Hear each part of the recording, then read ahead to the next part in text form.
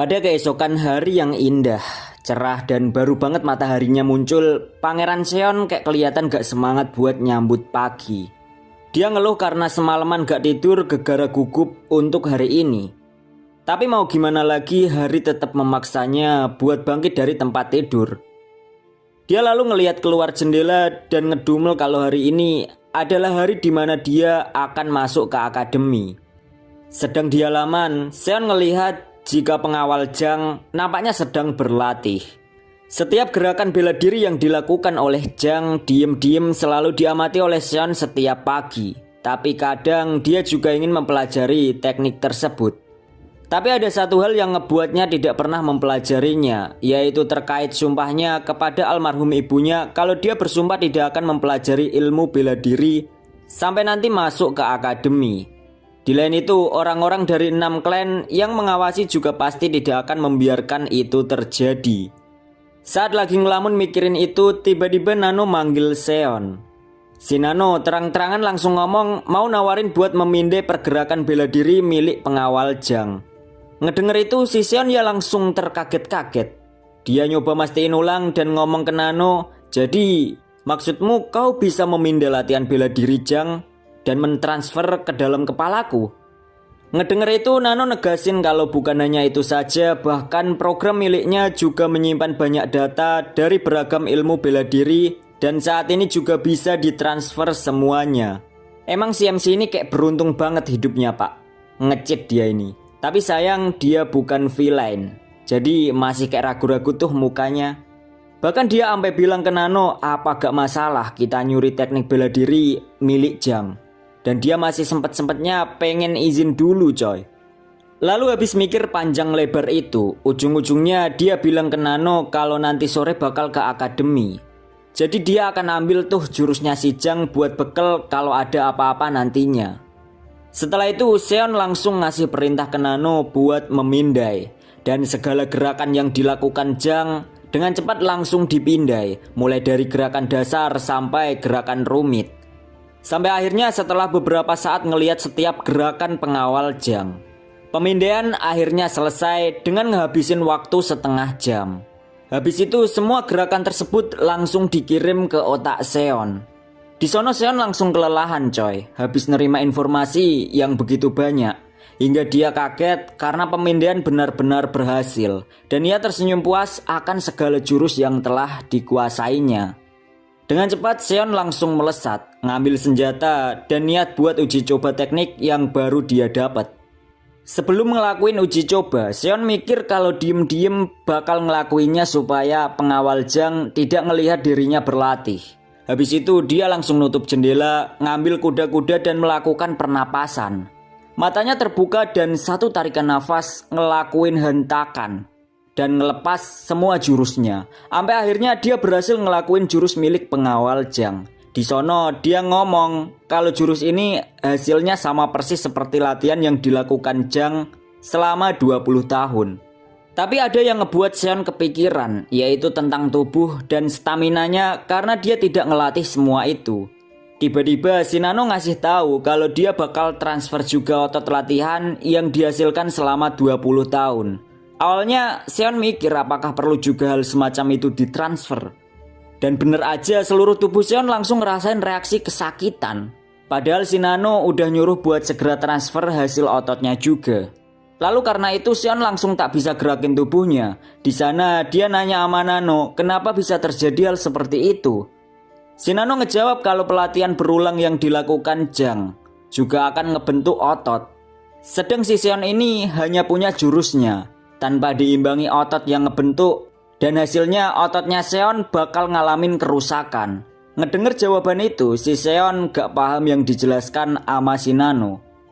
Lalu si Nano ngerubah dulu sistem bahasa sesuai tingkat kemampuan si Seon. Habis itu si Nano kembali ngejelasin kalau gak pengen ngerasain sakit ya harus ngelatih otot. Lalu setelah memahami itu, si Nano nawarin lagi apakah Seon ingin memulai buat transfer ototnya juga. Tapi waktu yang diperlukan bakal butuh beberapa jam lamanya. Tak hanya itu, si Seon juga bakal ngerasain sakit. Jadi si Seon perlu gunain sebuah bius. Ngedenger itu Seon tak mempermasalahkan untuk transfernya.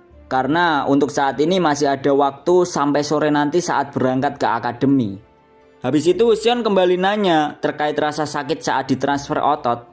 Di sana Nano ngejawab kalau sudah ada 1.350.000 kasus orang pingsan saat nerima transferan otot. Awalnya Seon ragu mau ngelakuin itu tanpa bius. Dia takut kalau tubuhnya tidak kuat nahan sakitnya. Tapi masalahnya kalau dibius dia bakal gak sadar. Jadi karena itu dia pengen supaya saat nanti tubuhnya gak kuat si Nano ngasih biusnya. Habis panjang lebar mikirin itu dia lalu memulainya. Awalnya si Seon ngedumel tentang dirinya yang gugup. Di sana dia ngomong, "Hah? Kenapa aku sangat gugup? Padahal ini hanya kriak kriak kriak." Seluruh tubuhnya langsung mampus dikoyak-koyak transferan otot. Rasa sakit menjalar ampe bikin mukanya gak karuan. Dalam kondisi ini si Nano langsung masukin bius ke tubuh Seon dan ngebuat Seon langsung tak sadarkan diri oleh biusnya. Sementara itu di tempat lain, pengawal Jang kelihatan lagi masak dan dia nyicipin masakannya. Di sana dia nampaknya sedang nyiapin masakan buat Seon. Dan hal tersebut sudah dia lakukan selama 5 tahun ini. Walaupun sebenarnya dia gak bisa masak, tapi selalu ngusahain buat belajar masak demi Seon. Alasan dia sampai sebegitunya ngerawat Seon karena dia mendapat amanah dari ibu Seon supaya merawatnya. Dan itu terjadi 5 tahun yang lalu karena ibu Seon keracunan makanan dan meninggal.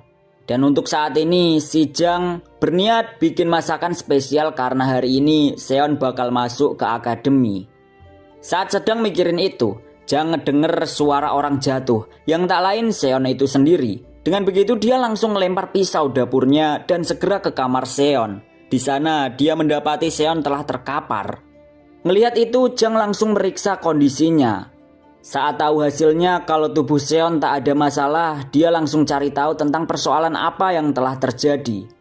Sampai kemudian pengawal Jang melihat ada bekas hentakan kaki di lantai. Lalu dia ngeraba bekas hentakan kaki itu, ngerasain teksturnya dan nemu sebuah kesimpulan kalau Seon telah melihat latihannya selama kurang lebih 2 tahun.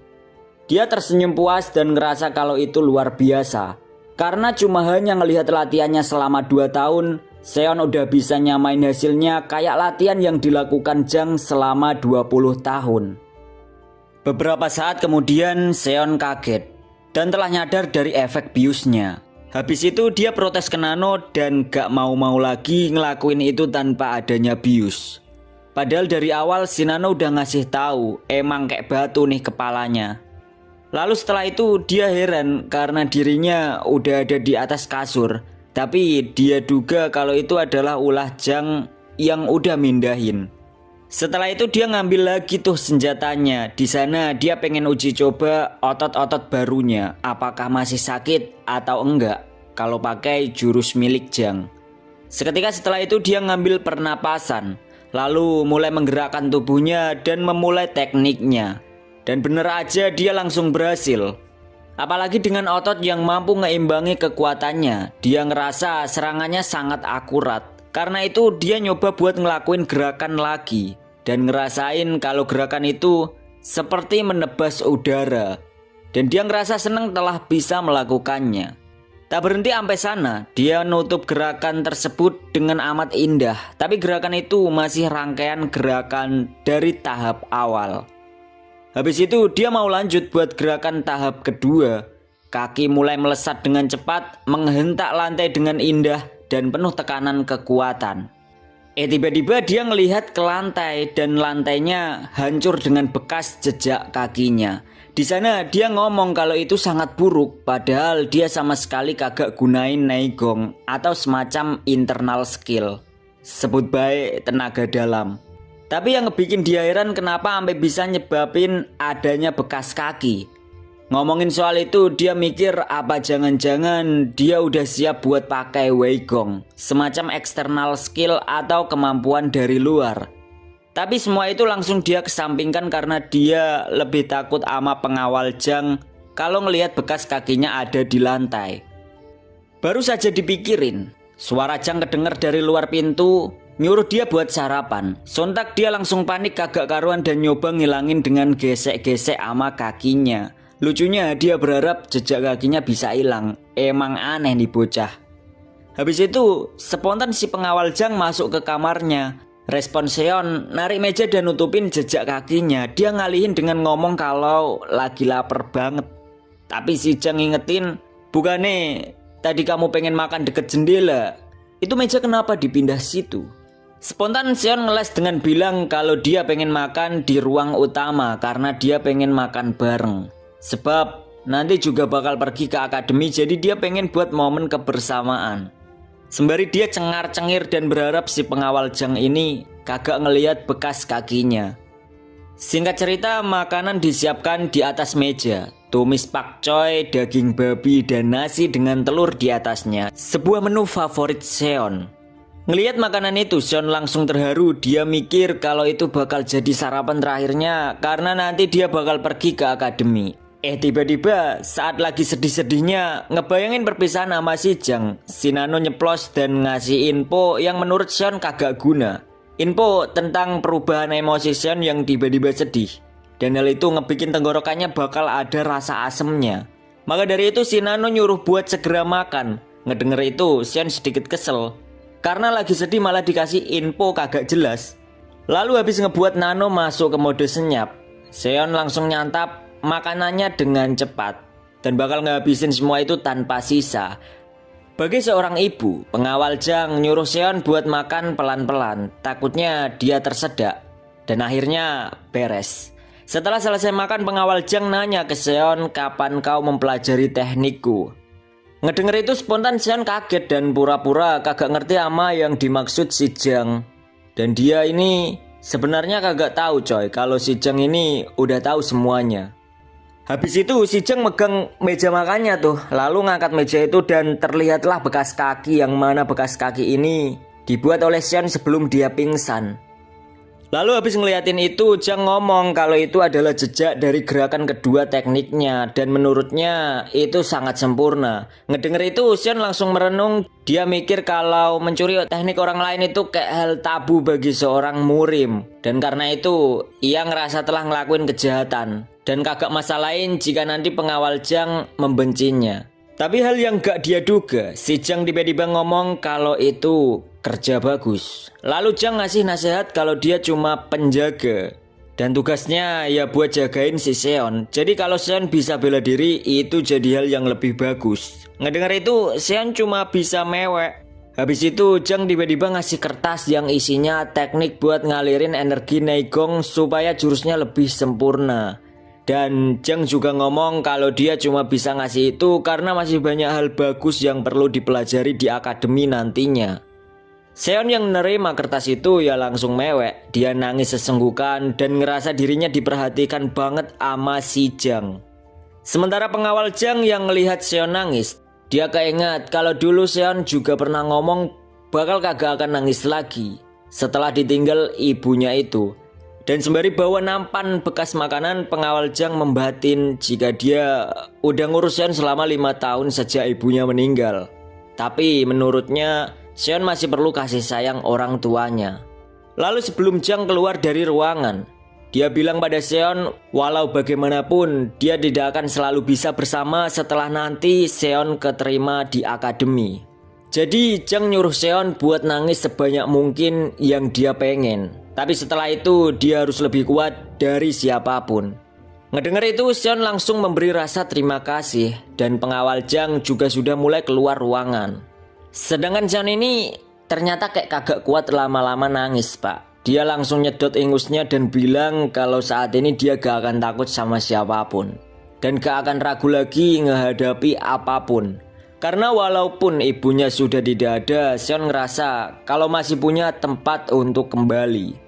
Singkat cerita, sore yang indah dan cerah telah tiba. Semua orang dari perwakilan klan telah berkumpul di akademi. Di sana orang-orang ngerasa kalau akademi adalah jalur kompetisi supaya mereka diakui sebagai bagian dari klan kecil. Dan kondisi saat ini ngeliatin jika semua orang lagi berbisik-bisik. Sementara itu dari arah lain, seseorang melangkah buat nyambut para calon-calon akademi. Dengan muka yang garang, dia ngedumel kalau suasana akademi sangat berisik sekali. Dan ya, dia muak ngelihat situasi sekarang ini.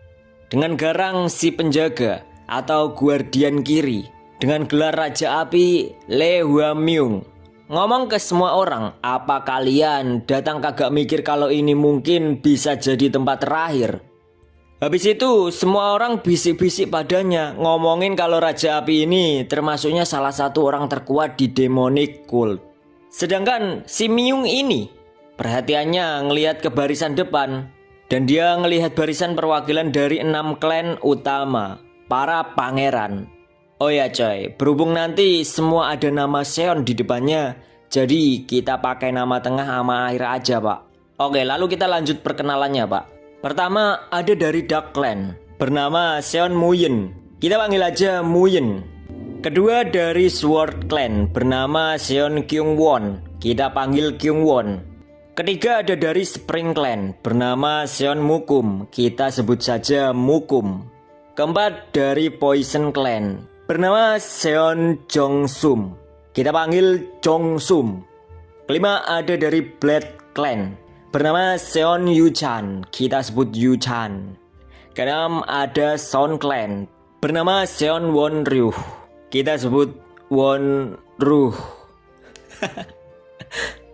Tapi tiba-tiba Raja Api ini berhenti ngenalin karena dia kagak ngeliat kandidat nomor 7 yang tak lain adalah Pangeran Seon.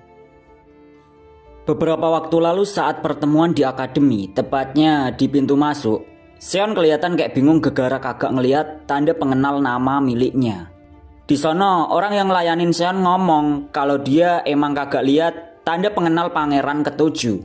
Jadi dia menyuruh Seon untuk menunggu selagi dicarikan. Ngedenger itu Seon langsung kepikiran pasti itu ulah 6 klan buat ngebikin dirinya menunda banyak waktu. Dan dia mikir kalau 6 klan tersebut pasti tak menginginkan dirinya buat setara dengan mereka. Habis itu Seon pun rela tanda pengenalnya buat ditemukan dulu dan dia nunggu di pojokan. Sembari mikirin kalau tidak ada bagusnya kalau nanti buat masalah ama 6 klan. Jadi dia berpikir untuk tidak akan mempermasalahkan setiap gangguan yang dilakukan oleh mereka. Sebab dirinya nyadar kalau mereka juga bakal gampang ngebunuhnya. Toh saat ini dia juga udah berani datang ke akademi setelah berbagai penyerangan yang terjadi padanya beberapa waktu yang lalu.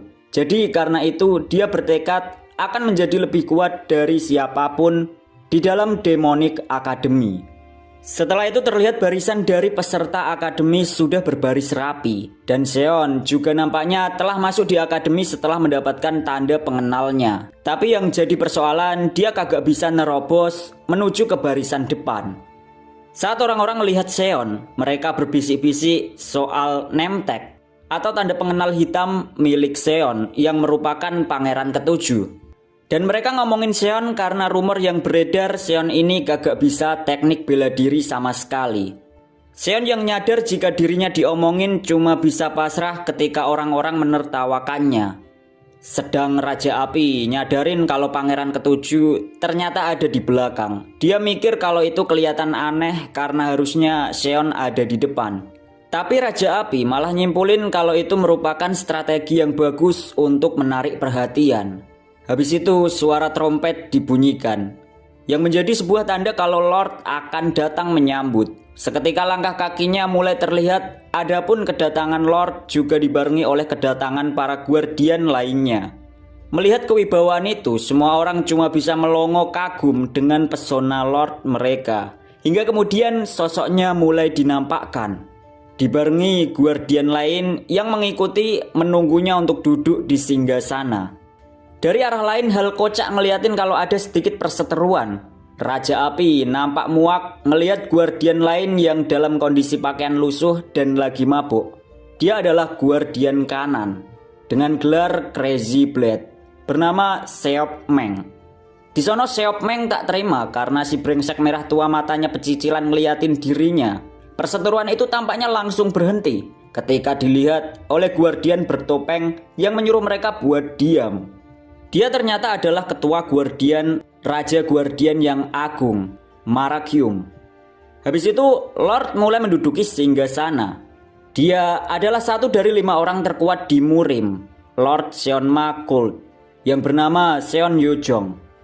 Melihat pesona Lord Yojong, semua orang langsung merasakan tekanan auranya.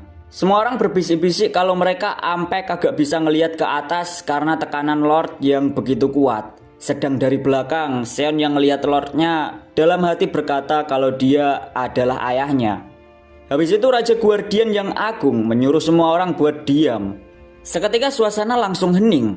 Setelah memastikan itu, dia lalu memberi hormat pada Lordnya dan ngomong kalau semuanya sudah siap. Lord lalu bersiap, dia mulai berdiri, mengeluarkan aura miliknya dan ngeliat ke seluruh peserta akademi. Lalu dia ngasih sedikit pidato, dia ngomong kalau semua peserta adalah masa depan bagi Demonic Cult.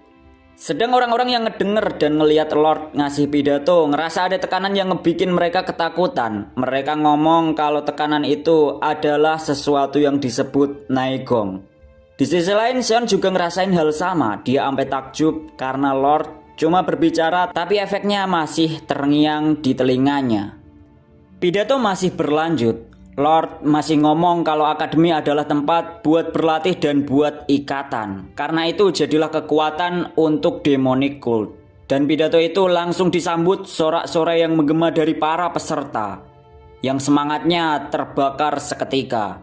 Habis selesai ngasih pidato pembukaan, Lord nampak menghentikan langkahnya sebelum masuk ke dalam ruangan. Dia melihat seseorang dan melirik dengan ekor matanya. Iya benar, Seon. Dia ngelihat Seon. Habis itu dia langsung berbalik dan masuk ke dalam ruangan. Sedangkan Seon sendiri matanya tajam natap ayahnya itu. Dia mikir kalau ini jadi pertemuan pertama kalinya dan dia hanya dapat tatapan dingin itu. Tapi dia gak berharap apapun pada ayahnya karena ayahnya tak pernah muncul sama sekali dalam hidupnya, bahkan setelah kematian ibunya. Habis itu Raja Api ngambil alih kembali panggungnya. Dia ngomong ke para peserta akan memulainya. Ngedenger itu semua orang kelihatan kayak bahagia. Mereka ngerasa telah berhasil. Tapi itu ngebuat Raja Api langsung kesal parah. Dan dia langsung marah dengan ngomong, kalian lagi ngelawak apa gimana? Ungkap si Raja Api dengan wajah penuh kemarahan. Lalu dia ngasih sebuah pembukaan dengan ngomong kalau akademi akan berlangsung selama 4 tahun dan terdiri dari 6 tahap. Kemudian setelah ngelewatin tahapan, mereka akan menerima sebuah tes. Dan tes tersebut hanya diberi satu kesempatan untuk ngelewatin tes itu. Ngedenger itu semua orang langsung resah, ngerasa kalau kesempatan dari tes tersebut terlalu susah. Karena mereka akan langsung gagal masuk akademi jika tidak bisa ngelewatin tes tersebut. Ngelihat wajah-wajah resah dari peserta akademi, Raja Api tersenyum penuh kepuasan. Dia ngomong kalau tesnya tidak akan memudahkan buat lolos. Setelah itu seseorang nampak sedang angkat tangan. Dia adalah salah satu pangeran yang ingin ngajuin pertanyaan. Ngelihat itu Raja Api langsung nanggepin dengan ngomong, siapa sangka orang brengsek sepertimu ternyata bisa ngajuin pertanyaan. Ngedenger dia dipanggil orang brengsek, spontan dia langsung kesel dan nanyain balik apa maksudmu. Sedangkan Raja Api ngimbangin kemarahan itu dan bilang, apa kau merasa resah dengan panggilan orang brengsek kepadamu? Seharusnya kau sudah dengar bahwa saat kau masuk akademi, kau akan kehilangan semua hak istimewa yang dimiliki dari 6 klan. Lalu Raja Api negasin, apa kau ingin nyerah bahkan sebelum kompetisi dimulai? Ngedenger itu semua pangeran langsung ketawa puas, ngeliatin dia dipermalukan sama Raja Api. Dia lalu minta maaf pada Raja Api, sedang Raja Api ngomong kalau dia sebenarnya udah tahu apa yang pengen ditanyain. Lalu Raja Api ngejelasin kalau yang ditanyain mungkin tentang satu kesempatan dalam 6 tahapan. Jika itu mungkin tidak adil, tapi akan ada sebuah keuntungan yang dikasih jika berhasil melewati tahapan selanjutnya. Keuntungan pertama adalah akan diberikan bola naga hitam. Ngedenger bola naga hitam, orang-orang bisik-bisik kalau bola itu dikonsumsi bakal ngasih Naegong setara 20 tahun latihan. Dan jika berhasil ngelewatin semua tahapan dan dapat bola itu, maka bisa disimpulkan akan dapat 120 tahun kekuatan. Tapi yang lain ngebantah kalau terlalu banyak dapat bola naga hitam juga gak efektif karena sangat susah untuk menyerapnya. Dan jika barang itu istimewa, pasti para master udah nyerap barang tersebut buat diri mereka sendiri. Sedangkan Seon cuma diem ngedengerin bisik-bisik orang-orang di sebelahnya. Habis ngedenger itu, dia ngedumel kalau 6 tahap baginya terlalu banyak karena saat ini dia gak punya Naegong sama sekali. Tapi dia ngebayangin kalau bisa ngelewatin pasti bisa ningkatin Naegongnya secara instan. Habis itu Raja Api kembali ngasih info kalau mereka berhasil maka akan ada keuntungan kedua, yaitu dikasih sebuah buku rahasia bela diri dan buku itu sangat berharga buat latihan. Raja Api juga ngejelasin kalau perpustakaan Demonic Academy punya 5 lantai. Tiap bisa ngelewatin 1 lantai akan dapat akses untuk 1 lantai selanjutnya. Dan mereka juga akan bisa mempelajari rahasia dari 6 klan lainnya.